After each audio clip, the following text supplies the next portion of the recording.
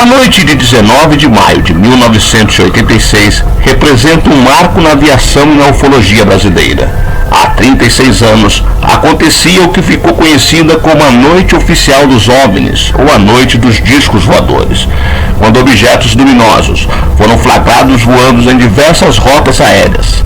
Os registros da época feitos pela aeronáutica revelaram que esse fenômeno ocorreu em São Paulo, Goiás, Rio de Janeiro e Paraná. Como não se sabe até hoje o que eram esses objetos, eles foram classificados como OVNIs, objetos voadores não identificados. Uma das coisas mais espantosas, segundo relatos, era que sempre que o avião se aproximava, as luzes fugiam. Os objetos chegavam a atingir a velocidades superiores à do som e voavam em zigue-zague, algo praticamente impossível a altas velocidades. Além da sólida documentação e do grande número de testemunhos, houve registro nos radares.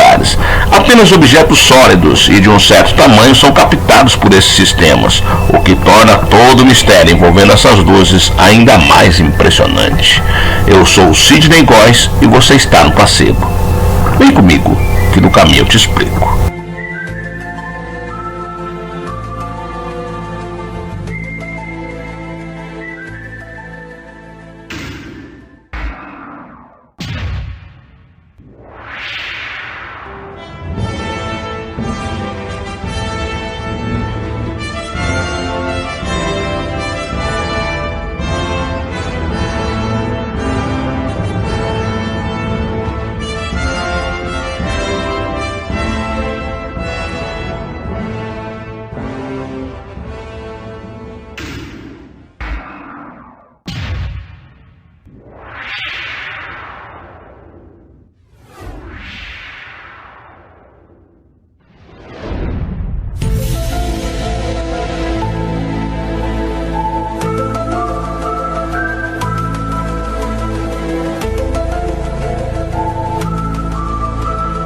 Quando chegou para trabalhar no dia 19 de maio de 1986 no Aeroporto Internacional Professor Urbano Ernesto Stumpf, em São José dos Campos, São Paulo, o controlador de tráfego aéreo Sérgio Mota da Silva não imaginava que aquele plantão entraria para a história da ufologia como a Noite Oficial dos OVNIs. Na noite daquela segunda-feira, 21 objetos voadores não identificados, alguns deles com até 100 metros de diâmetro, foram avistados por dezenas de testemunhas civis e militares em 4 estados: São Paulo, Rio, Minas e Goiás. Só no interior de São Paulo foram registrados avistamentos em Caçapava, Taubaté e Mogi das Cruzes. Em Guaratinguetá, São Paulo, o avistamento foi coletivo. Por volta das 20 horas, cerca de 2.000 militares, entre cadetes e oficiais da Escola de Especialistas da Aeronáutica, testemunharam o fenômeno a olho nu ou de binóculo. Os OVNIs, sigla usada para designar objetos voadores não identificados, foram detectados por radares do Centro Integrado de Defesa Aérea do Controle de Tráfego Aéreo, o SINDACTA. O que significa que, em outras palavras, tais objetos eram sólidos. 5 caças da Força Aérea Brasileira FAB foram acionados pelo Centro de Operação da Defesa Aérea para interceptar os supostos invasores. Segundo os pilotos, os pontos multicoloridos conseguiram, entre outras manobras, pairar estático no céu, voar em zigue-zague, fazer curva em ângulo reto, mudar de cor, trajetória e altitude e atingir velocidade de até 15 vezes a do som. O número de objetos avistados naquela noite foi bem maior do que 21, acredita o controlador de tráfego aéreo Sérgio da Silva Mota. Às vezes, os pilotos tinham contato visual dos alvos, mas os radares não registravam nada.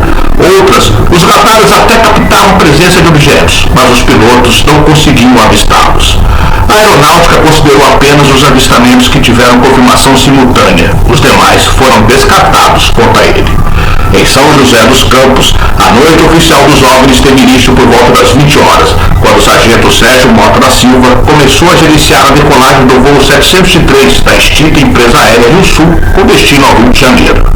Foi quando avistou uma estranha luz semelhante a um farol parada no céu. Intrigado, ligou para a torre do Aeroporto Internacional de Guarulhos para checar se alguma aeronave seguia em direção a São José dos Campos. A resposta foi negativa. Enquanto os dois conversavam, o objeto sumiu e dali a pouco voltou a aparecer com um brilho ainda mais intenso. Sérgio apanhou um binóculo para observá-lo melhor. Era cintilante e multicolorido, recorda. A certa altura, o sargento reduziu a intensidade das luzes da pista de pouso e decolagem do aeroporto. Nisso, os artefatos se aproximaram. Quando ele aumentou o brilho, se afastaram. Se estavam tentando interagir comigo, não sei. O que eu sei é que se comportaram de modo inteligente, observa. Pelo menos 3 aeronaves relataram avistamentos naquela noite. A primeira foi o modelo Bandeirante da TAM, que fazia a rota de Londrina a São Paulo. O piloto chegou a informar ao Centro de Controle Aéreo de Brasília que havia um artefato se aproximando dele, em aparente rota de colisão. A segunda, da Transbrasil, também avistou um UFO sobre a região de Araxá, no interior de Minas. O voo seguia de Guarulhos para Brasília. A terceira e última foi um avião bimotor Xingu, prefixo PT-MBZ, que voltava de Brasília com destino a São José dos Campos.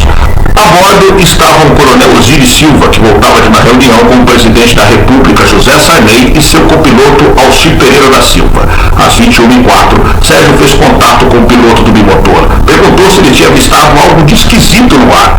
Pelo radar, o controlador tinha detectado 3 UFOs sobre São José dos Campos. Quando avisou que tentaria fazer uma manobra de aproximação do alvo, descrito como ponto luminoso e bem enorme, Osiris ouviu de Alcir visivelmente apavorado. Todo mundo que tenta perseguir um negócio desse acaba desaparecendo, sabia? Dessa vez, quem desapareceu, para alívio do copiloto, foi a luz misteriosa. Subiu assim que o piloto começou a manobrar a aeronave. No dia seguinte, Osiris Silva tomou posse como novo presidente da Petrobras. Na coletiva de imprensa, nenhum jornalista lembrou de perguntar algo sobre o petróleo. Todos queriam saber apenas sobre discos voadores. Procurado pela reportagem, Osiris Silva não quis comentar o episódio. A noite oficial dos OVNIs é um dos mais importantes casos da ufologia mundial. É o caso com o maior número de testemunhas de todo o planeta. Ufólogos não definiram o que aconteceu como invasão. Em nenhum momento houve qualquer comportamento hostil por parte das inteligências que operavam aqueles aparelhos. Quem também estava de plantão naquela noite era o repórter fotográfico Ademir Brito. Por volta das 21 horas, ele atendeu uma ligação na redação do Extinto Vale Paraibano. Tem um disco voador sobre o jornal, disse uma voz masculina. Brito imaginou que fosse trote, mas na dúvida, ele e a repórter Yara de Carvalho resolveram investigar. No pátio do jornal, avistaram luzes multicoloridas que se movimentavam em todas as direções.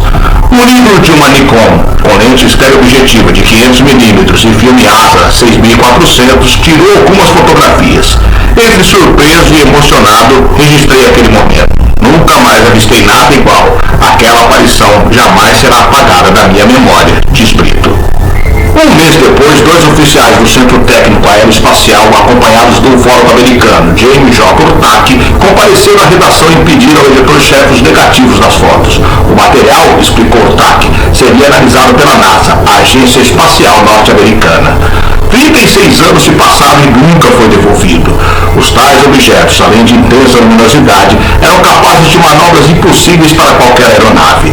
Para agravar a situação, sobrevoavam instalações estratégicas para a defesa aérea, como o Instituto Nacional de Pesquisas Espaciais, o INPE, e o Centro Técnico Aeroespacial, o CTA, em São José dos Campos, e a Academia da Força Aérea, AFA, em Pirassununga. Por essas e outras, o então ministro da Aeronáutica, o brigadeiro Otávio Júlio Moreira Lima, foi logo notificado do que estava acontecendo. Dali a instantes, 3 caças da FAB, 2 F-5 e o Mirage entraram em ação. Os 3 aviões de combate receberam a mesma missão, interceptação não agressiva, ou seja, embora estivessem munidos de armamento pesado, tentariam uma aproximação pacífica. Não conseguiram. Quando os caças tentavam se aproximar dos alvos, eles desapareciam da vista dos militares e das telas dos radares, e dali a pouco reapareciam em outro lugar.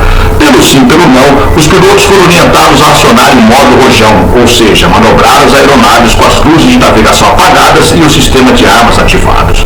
Um dos operadores do Centro de Operações Militares chegou a cogitar a hipótese de que os artefatos observados pelo tenente Marinho eram, na verdade, aeronaves de espionagem. Em relatório, o piloto solicitou que fosse averiguado se havia algum porta-avião de bandeira estrangeira no litoral brasileiro. Nada foi encontrado. O capitão Jordão realizava buscas visuais na região de São José dos Campos, quando às 22h59 foi informado pelo seu controlador de voo, o sargento Nelson, de que havia numerosos tráficos a 6 horas de sua aeronave. No linguajar militar, significa que os alvos voavam atrás dele. O piloto realizou uma manobra de 180 graus na tentativa de visualizar seus perseguidores, mas nada conseguiu avistar. Segundo imagens do radar, 13 UFOs, 7 de um lado e 6 do outro, escoltavam o F-5 do capitão Jordão. Às cerca de 800 quilômetros dali, em Goiás, o capitão Viriato continuava sua missão de interceptação. Às 23h09, surgiu um sinal não identificado, a 22 quilômetros de distância, em seu radar de bordo. Imediatamente, o piloto enquadrou seu alvo e se preparou para disparar contra o suposto inimigo. Quando estava a 9 quilômetros do alvo, algo impensável aconteceu.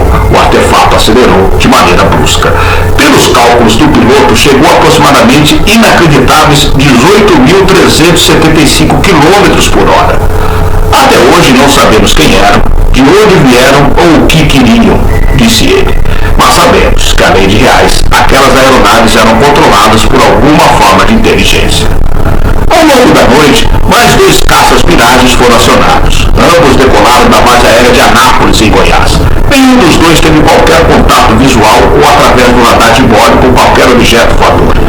No dia 23 de maio de 1986, às 16h30, o então ministro da Aeronáutica, o brigadeiro Otávio Júlio Moreira Lima, convocou uma coletiva para comunicar à imprensa que 5 caças da FAB perseguiram 21 UFOs. Não se trata de acreditar ou não em seres extraterrestres ou discos voadores. Só podemos dar informações técnicas. As suposições são várias. Tecnicamente, diriam os senhores que não temos explicação, declarou à época. Ao fim da coletiva, que contou com a presença dos 5 pilotos da FAB e dos controladores de voo que estavam de plantão naquela noite, o ministro da Aeronáutica declarou que o episódio seria apurado e que dentro de 30 dias divulgaria o dossiê completo. Apenas 23 anos depois, em 25 de setembro de 2009, um relatório sobre o caso, assinado pelo interino do Comando da Aeronáutica, o CONDA, José Pessoa Cavalcante de Albuquerque, e datado de 2 de junho de 1986, foi divulgado. Em geral, os relatos sobre o caso são inconclusivos. Ninguém sabe dizer ao certo o que aconteceu na noite de 19 de maio de 1986. Na dúvida, ninguém descarta a hipótese de vida inteligente em outros planetas. Nós, seres humanos, somos muito presunçosos. Achamos que somos os donos do universo, declarou o coronel Osíris Silva em 2014. Por meio de nota, a Aeronáutica informou que todo o material disponível sobre o OVNI já foi encaminhado ao Arquivo Nacional. E mais, não dispõe de profissionais especializados para realizar investigações científicas ou emitir parecer a respeito desse tipo de fenômeno aéreo. Ao que parece, a verdade continua lá fora.